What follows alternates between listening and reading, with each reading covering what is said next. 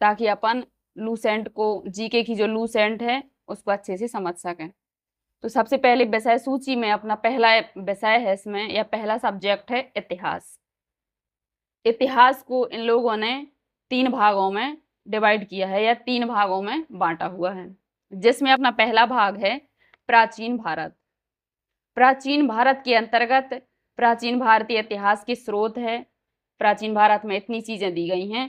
प्राचीन भारत इतिहास के स्रोत, प्रागैतिहासिक काल, सिंधु सभ्यता, वैदिक सभ्यता, महाजनपदों का उदय, ये सब अपन को प्राचीन भारत में पढ़ना है। सभी धर्म हैं, जैसे जैन धर्म, बौद्ध धर्म, शैव धर्म, वैष्णव धर्म, इस्लाम धर्म, ईसाई धर्म, पारसी धर्म, जितने भी धर्म हैं वो अपन प्राचीन भारत के अंतर्गत पढ़ने वाले हैं। इसके बाद अगला है अपना मध्यकालीन भारत। मध्यकालीन भारत के अंतर्गत अपन पढ़ने वाले हैं भारत पर अरबों का आक्रमण। जब अरब अपने देश में, भारत में आए हुए थे तो वो मध्यकालीन भारत में आए थे, तो वो अपन देखने वाले हैं मध्यकालीन भारत में। महमूद गजनवी, मोहम्मद गौरी, ये सब मध्यकालीन भारत में, अपने देश भारत में आए हुए थे। इसके बाद मध्यकालीन भारत के बाद अपन देखने वाले हैं आधुनिक भारत। आधुनिक भारत के अंतर्गत अपन देखने वाले हैं उत्तरकालीन मुगल सम्राट। भारत में यूरोपीय व्यापारिक कंपनियों का आगमन। भारत में जब यूरोप महाद्वीप से जो भी, मतलब यूरोप महाद्वीप की जितनी भी कंट्री थी या जितने भी वहाँ के देश थे, वहाँ से जो विदेशी अपने भारत में आए हैं, तो उन लोगों ने किस तरीके से अपने यहाँ पर व्यापार किया है, किस तरीके से यहाँ पर वो डट कर रहे हैं, और यहाँ से उनको फिर कंपनियां यहीं पर स्थापित की। फिर बाद में बड़ी ही कठिनाई मतलब हुई उन लोगों को यहाँ से अपने भारत से भगाने में। बंगाल पर अंग्रेजों का आधिपत्य कैसा रहा, ये अपन आधुनिक भारत में देखने वाले हैं। अंग्रेजों के मैसूर से संबंध कैसे रहे, सिख और अंग्रेज कंपनी के अधीन गवर्नर जनरल कैसे काम करते थे, कैसे रहे हैं। अंग्रेजी शासन के विरुद्ध महत्वपूर्ण विद्रोह। फिर अब आधुनिक भारत में अपन लोगों ने अंग्रेजी शासन जब अपने यहाँ स्थापित हो गया था, तो उसके मतलब राष्ट्रीय आंदोलन से महत्वपूर्ण विद्रोह, अंग्रेजी शासन के विरुद्ध महत्वपूर्ण विद्रोह कैसे अपन ने उनके प्रति विद्रोह किए हैं। फिर और 1857 की महान क्रांति जो हुई थी अपने यहाँ, वो भी आधुनिक भारत के अंतर्गत आती है। भारत का स्वतंत्रता संघर्ष, महत्वपूर्ण तथ्य। भारत के में मतलब जो स्वतंत्रता के लिए जो संघर्ष किए गए हैं, जो लड़ाइयाँ लड़ी गई हैं, उनके बारे में भी अपन कुछ महत्वपूर्ण फैक्ट या महत्वपूर्ण तथ्य इसके अंतर्गत देखने वाले हैं। भारतीय राष्ट्रीय आंदोलन से संबंधित महत्वपूर्ण संगठन और संस्थाएं भी इसी के अंतर्गत अपन देखेंगे। भारतीय राष्ट्रीय आंदोलन से संबंधित महत्वपूर्ण आंदोलन और घटनाएं इसी में आती हैं आधुनिक भारत में। भारत के महान शहीद इसी में देखेंगे अपन आधुनिक भारत में। भारतीय स्वतंत्रता आंदोलन के प्रमुख वचन और नारी। भारतीय स्वतंत्रता के लिए जो आंदोलन किए गए थे अपने भारत में, स्वतंत्रता या आज़ादी के लिए जो आंदोलन किए गए थे, उसमें कुछ महान व्यक्ति ऐसे हुए जिन्होंने नारे लगाई। तो जो जिनके मुख्य कुछ ऐसे व्यक्ति हैं जिनके नारे अपन इसमें पढ़ने वाले हैं। किस व्यक्ति ने कौन सा नारा दिया।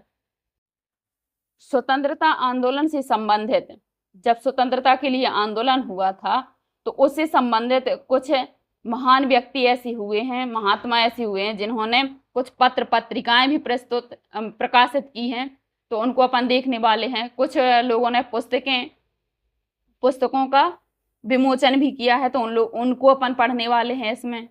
और उपाधि, मतलब कुछ व्यक्तियों को उपाधि दी गई थी, प्राप्तकर्ता, दाता, इसके अंतर्गत देखेंगे। कांग्रेस अधिवेशन कितने हुए, कब और कहाँ हुए हैं। ब्रिटिश कालीन आयोग और समितियां भी देखेंगे। भारत की ऐतिहासिक लड़ाइयाँ, भारत में जो ऐतिहासिक लड़ाइयाँ लड़ी गई वो भी देखेंगे। भारतीय प्रेस का विकास, प्रमुख राजवंश, जितने राजवंश हुए हैं अपने भारत में वो देखने वाले हैं, और उनके संस्थापक और राजधानियाँ, सामाजिक सुधार अधिनियम, इतनी चीजें अपन देखने वाले हैं आधुनिक भारत के अंतर्गत। फिर इसके बाद आता है अपना विश्व इतिहास।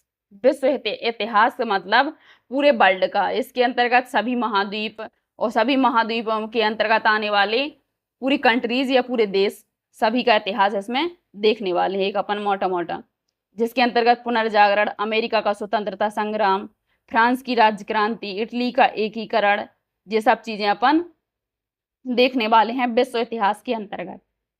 इसके बाद जब अपना इतिहास कंप्लीट हो जाता है प्राचीन भारत, मध्यकालीन भारत और आधुनिक भारत का और विश्व इतिहास का, फिर इसके बाद अपना नेक्स्ट सब्जेक्ट रहेगा या अगला विषय रहेगा भूगोल। फिर इसके बाद अपन भूगोल देखने वाले हैं। भूगोल के बाद अपना रहेगा भूगोल है जो ये रहेगा पूरा विश्व का भूगोल।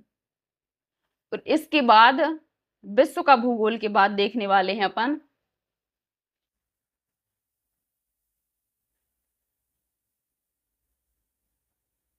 भारत का भूगोल। भारत के बारे में, भारत के भूगोल के बारे में जानेंगे अपन इसके बारे में।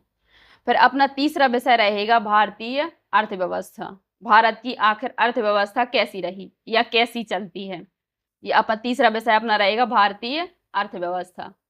इसके बाद अपना चौथा सब्जेक्ट रहेगा भारतीय संविधान। भारतीय संविधान के बारे में अपन इसमें पढ़ने वाले हैं। भारतीय संविधान के विकास का संक्षिप्त इतिहास है। आखिर भारतीय संविधान का विकास कैसे हुआ, इसके इतिहास के बारे में, इसकी हिस्ट्री जानेंगे अपन, संक्षेप में पढ़ेंगे। भारतीय संविधान सभा, कैसी भारतीय संविधान सभा बनी है, कब इसका निर्माण हुआ था, कौन इसका प्रवर्तक है, मतलब सब अपन इसमें देखेंगे और जी अपन भारतीय संविधान में पढ़ने वाले हैं। इसके बाद भारतीय संविधान के बाद अपना पांचवा विषय आने वाला है भौतिक विज्ञान। पांचवा विषय अपना भौतिक विज्ञान। इसके अंतर्गत अपन भौतिकी पढ़ने वाले हैं। मात्रा, गति, कार्य ऊर्जा और शक्ति, गुरुत्वाकर्षण, दाब, ये सब चीजें अपन भौतिक विज्ञान के अंतर्गत देखने वाले हैं। इसके बाद आता है अपना इन सब चीजों को इतनी कि इतिहास, भूगोल, भारतीय अर्थव्यवस्था, भारतीय संविधान और भौतिक विज्ञान, इन सब चीजों के बाद देखने वाले हैं अपन विविध। विविध में भौतिक विज्ञान की विविध है, यहाँ पर वैज्ञानिक उपकरण, भौतिकी संबंधी महत्वपूर्ण खोज, ये जो विविध विषय दिया हुआ है ये भौतिक विज्ञान का विविध दिया हुआ है, इसको देखेंगे। इसके बाद अपन नेक्स्ट देखने वाले हैं। इसके बाद अपना छठवां विषय रहेगा रसायन विज्ञान। रसायन विज्ञान के अंतर्गत अपन देखने वाले हैं पदार्थ और उसकी प्रकृति, परमाणु संरचना, गैसों का आचरण, तत्वों का आवर्ती वर्गीकरण, रासायनिक बंधन, ये अपन सब चीजें रसायन विज्ञान के अंतर्गत समझेंगे। इसके बाद अपना सातवां विषय आता है जीव विज्ञान। जीव विज्ञान के अंतर्गत अपन देखने वाले हैं जीवधारियों का वर्गीकरण, कोशिका विज्ञान, जैव विकास, आनुवंशिकी, वनस्पति विज्ञान, पारिस्थितिकी, प्रदूषण, प्राणी विज्ञान, मानव शरीर के तंत्र, पोषक पदार्थ, पोषण, मानव रोग और विज्ञान, जो जीव विज्ञान की विविध है उसके बारे में भी अपन देखने वाले हैं। और विज्ञान की कुछ प्रमुख शाखाएं भी जीव विज्ञान के अंतर्गत दी हुई हैं, इनको अपन देखेंगे। इसके बाद आता है अपना आठवां विषय विज्ञान एवं प्रौद्योगिकी, इसको भी अपन देखेंगे। फिर इसके बाद अपना नौवां विषय आता है विविध। विविध के अंतर्गत सब कुछ आ जाता है, जैसे कि भारत में प्रथम महिला, प्रथम पुरुष और प्रथम अन्य चीजें भी हैं कि भारत में सबसे पहले क्या हुआ था, ऐसी काफी फैक्ट दिए हुए हैं, वो अपन इसमें देखने वाले हैं। तो अपन नौवां विषय अपना विविध हो गया, इसको पढ़ेंगे। फिर इसके बाद अपना अगला विषय रहेगा 10वें नंबर का खेलकूद। खेलकूद के बारे में अपन देखने वाले हैं, जैसे कि ओलंपिक खेल होता, राष्ट्रमंडल खेल होता, एशियाई खेल है, कुछ प्रमुख खेल और उससे संबंधित जानकारी हैं, और विभिन्न खेल तथा उनसे संबंधित प्रमुख कप और ट्रॉफियां। कुछ खेलों के अंतर्गत जो ट्रॉफियां दी जाती हैं, जो कप दिए जाते हैं, वो इसमें देखेंगे अपन। और छठवां देखेंगे प्रमुख देशों के राष्ट्रीय खेल। कुछ ऐसे देश हैं प्रमुख कि वहाँ के राष्ट्रीय खेल वहाँ का क्या है, तो ये अपन इसके अंतर्गत देखने वाले हैं। इसके बाद अपना 11वां विषय आता है कंप्यूटर। तो इसके बाद सबसे लास्ट विषय अपना कंप्यूटर, तो थोड़ा सा बेसिक अपन कंप्यूटर के बारे में देखने वाले हैं। तो ये होगा अपना सिलेबस। अपन लोग देखने वाले हैं इतिहास। अभी तक अपन लोगों ने जी के लूसेंट का सिलेबस देखा या विषय वस्तु के बारे में समझा, जिसके अंतर्गत अपन ने सबसे पहला सब्जेक्ट या अपना पहला सब्जेक्ट या पहला विषय देखा था इतिहास। इतिहास को अपन लोगों ने 3 भागों में बांटा था या 3 भागों में डिवाइड किया था। प्राचीन भारत का इतिहास, मध्यकालीन भारत का इतिहास और आधुनिक भारत का इतिहास। तो सबसे पहले अपन प्राचीन भारत का इतिहास पढ़ने वाले हैं, जिसके पहले अपन थोड़ी सा भारत का इतिहास इसके बारे में देखते हैं क्या बताया गया है। इसमें कहते हैं कि उत्तर में हिमालय से लेकर दक्षिण में, उत्तर से लेकर दक्षिण तक में समुद्र तक फैला यह उपमहाद्वीप भारतवर्ष के नाम से ज्ञात है। इसमें भारत के लिए, अपने भारत देश के लिए बता रहे हैं कि उत्तर में हिमालय से लेकर दक्षिण में समुद्र तक फैला यह उपमहाद्वीप भारतवर्ष के नाम से ज्ञात है, जिसको महाकाव्य और पुराणों में भारतवर्ष अर्थात भारत का देश कहा जाता था या कहा जाता है अपने भारत को। यहाँ के निवासियों को, भारत देश के निवासियों को भारतीय अर्थात भारत की संतान कहा गया है। भारत देश में निवास करने वाले अपन लोगों को, भारतीयों को भारतीय कहा जाता है और भारत देश के निवासियों को भारत की संतान कहा गया है। यूनानियों ने भारत को इंडिया, यूनानी थे जो, उन लोगों ने भारत को इंडिया, और मध्यकालीन मुस्लिम इतिहासकारों ने हिंद अथवा हिंदुस्तान के नाम से संबोधित किया है। इसका मतलब हिंदुस्तान अपने भारत को नाम किनका दिया हुआ है? मध्यकालीन मुस्लिम इतिहासकारों ने। मध्यकालीन मुस्लिम इतिहासकारों ने हिंद और हिंदुस्तान के नाम से संबोधित किया है अपने भारत देश को।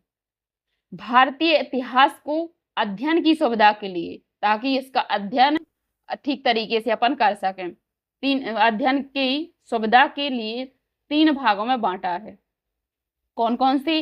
प्राचीन भारत, मध्यकालीन भारत और आधुनिक भारत, जिसमें अपन सबसे पहले देखेंगे प्राचीन भारत। प्राचीन भारत के बारे में पढ़ने वाले हैं अपन इसमें सबसे पहले।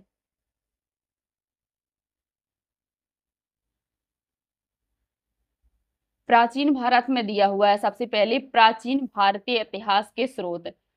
प्राचीन भारतीय इतिहास अपन पढ़ेंगे तो इसके पढ़ने की, इसको जानने के स्रोत क्या है, आखिर कहाँ से अपन इसके बारे में जानेंगे, तो वो कहलाते हैं स्रोत। तो अपन देखेंगे कि प्राचीन भारतीय इतिहास के विषय में जानकारी मुख्यतः 4 स्रोतों से प्राप्त होती है, 4 जगह से प्राप्त होती है। 4 स्रोत हैं ऐसे जहां से अपन प्राचीन भारत के बारे में जान सकते हैं, इसका इतिहास क्या रहा है प्राचीन भारत का। तो सबसे पहला अपना स्रोत है धर्म ग्रंथ। धार्मिक ग्रंथ कुछ ऐसे हैं जिनसे अपन प्राचीन भारत के इतिहास की जानकारी या उसका पता लगा सकते हैं। दूसरा है अपना ऐतिहासिक ग्रंथ। कुछ ऐतिहासिक ग्रंथ ऐसे लिखे रखे हुए हैं जिससे अपन प्राचीन भारत के इतिहास का पता लगा सकते हैं। विदेशियों का विवरण, कुछ अपने भारत देश में विदेशियों का आगमन हुआ था, विदेशी आए थे जिन्होंने कुछ पुस्तकें या कुछ उन लोगों की ऐसी रचनाएं रखी हुई है, लिखी हुई हैं, या उन लोगों का विवरण ऐसा है कि जिससे अपन प्राचीन भारत के इतिहास के बारे में अनुमान लगा सकते हैं या जानकारी जुटा सकते हैं। चौथा है अपना पुरातत्व संबंधी साक्ष्य। पुरातत्व जो अपनी खुदाई होती है उसको पुरातत्व विभाग कहा जाता है, जिससे पुरातत्व संबंधी साक्ष्य है, उससे कुछ अपन को साक्ष्य प्राप्त हुए हैं, कुछ ऐसे प्रमाण प्राप्त हुए जिससे अपन पता लगा सकते हैं प्राचीन भारत के इतिहास के बारे में। तो ये प्रमुख अपने 4 प्राचीन भारतीय इतिहास को जानने के स्रोत हुए हैं, जिसमें अपन सबसे पहले देखेंगे धर्म ग्रंथ और ऐतिहासिक ग्रंथ से मिलने वाली महत्वपूर्ण जानकारी। धार्मिक ग्रंथ और ऐतिहासिक ग्रंथ से कौन कौन सी जानकारी मिलती है वो अपन इसमें देखने वाले हैं। तो सबसे पहला है अपना भारत का सर्वप्राचीन धर्म ग्रंथ कौन सा है? वेद है, जिसके संकलनकर्ता महर्षि कृष्णद्वैपायन वेद व्यास को माना जाता है। संकलनकर्ता मतलब इसका संकलन करने वाले या इसका निर्माण करने वाले, इसको बनाने वाले कौन है? महर्षि कृष्णद्वैपायन वेद व्यास को माना जाता है। इन्होंने वेद बताए हैं कि वेद 4 हैं। कौन कौन से? ऋग्वेद, यजुर्वेद, सामवेद और अथर्ववेद। जिसमें अपन सबसे पहले देखने वाले हैं ऋग्वेद। ऋग्वेद ऋचाओं के क्रमबद्ध ज्ञान के संग्रह को ऋग्वेद कहा जाता है। मतलब ऋग्वेद किसे कहा जाता है, ये इन्होंने इसकी परिभाषा या इसके बारे में बताया है कि ऋचाओं के क्रमबद्ध ज्ञान के संग्रह को, जो अपना ऋग्वेद है इसमें ऋचाओं को क्रमबद्ध तरीके से सजाया गया है, इसी के ज्ञान के संग्रह को ऋग्वेद कहा जाता है।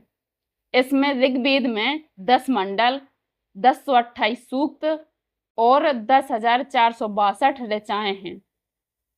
इस वेद की ऋचाओं के पढ़ने वाले ऋषि को, इस वेद में जो ऋचाएं मतलब 10,462 ऋचाएं जो दी गई हैं, इस वेद के ऋचाओं को पढ़ने वाले जो ऋषि हैं उनको होत्र कहते हैं। होत्र या कहीं कहीं होता भी इसके बारे में, इनके बारे में लिखा मिलता है। इस वेद से आर्य की राजनीतिक प्रणाली और इतिहास के बारे में जानकारी मिलती है।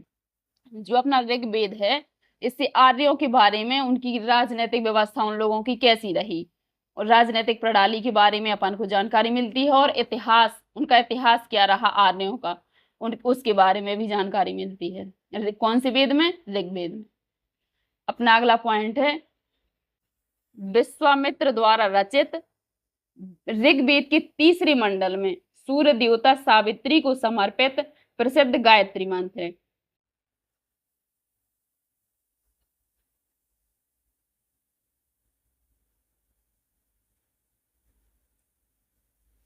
विश्वामित्र द्वारा रचित ऋग्वेद के तीसरे मंडल में, जो ऋग्वेद का अपना तीसरा मंडल है वो विश्वामित्र द्वारा रचित है, जिसमें सूर्य देवता सावित्री, सूर्य देवता को क्या कहते हैं? सावित्री को समर्पित प्रसिद्ध गायत्री मंत्र है। गायत्री मंत्र जो अपना है वो किसके द्वारा लिखा हुआ है? विश्वामित्र जी के द्वारा। किसके लिए वो समर्पित है या किसके लिए लिखा गया है? सूर्य देवता, जिन्हें अपन सावित्री कहते हैं। इसके 9वें मंडल में देवता सोम का उल्लेख है। ऋग्वेद के जो 10 मंडल हैं टोटल, तो तीसरे मंडल में क्या है? सूर्य देवता के बारे में वर्णन है, और 9वें मंडल में है सोम देवता का उल्लेख है। इसके बाद इसके 8वें मंडल की हस्तलिखित ऋचाओं को खिल कहा जाता है। जो अपने ऋग्वेद का 8वां मंडल है उसमें हस्तलिखित या हाथ से लिखी हुई ऋचाएं हैं, जिन ऋचाओं को क्या कहा जाता है? खिल कहा जाता है। क्या कहा जाता है? खिल। इसके बाद इसमें ऋग्वेद में और आगे क्या बताया गया है? चतुष्वर्ण समाज की कल्पना का आदि स्रोत ऋग्वेद की 10वें मंडल में वर्णित पुरुष सूक्त है। टोटल 1028 सूक्त है, जिसमें ऋग्वेद के 10वें मंडल में वर्णित है पुरुष सूक्त, जिसके अनुसार बताया जाता है कि 4 वर्ण कौन कौन से? ब्राह्मण, क्षत्रिय, वैश्य और शूद्र आदि पुरुष ब्रह्मा की क्रमशः, मतलब ब्राह्मण है जो वो मुख से, और क्षत्रिय भुजाओं से, और वैश्य जंघाओं, और शूद्र को चरणों से उत्पन्न हुआ माना जाता है। ये अपना ऋग्वेद था जिसके बारे में अपन लोगों ने समझा। बाकी अपना यजुर्वेद, सामवेद और अथर्ववेद 3 वेद शेष रह गए हैं जो अपन नेक्स्ट क्लास में समझेंगे। आज के लिए बस इतना ही। धन्यवाद।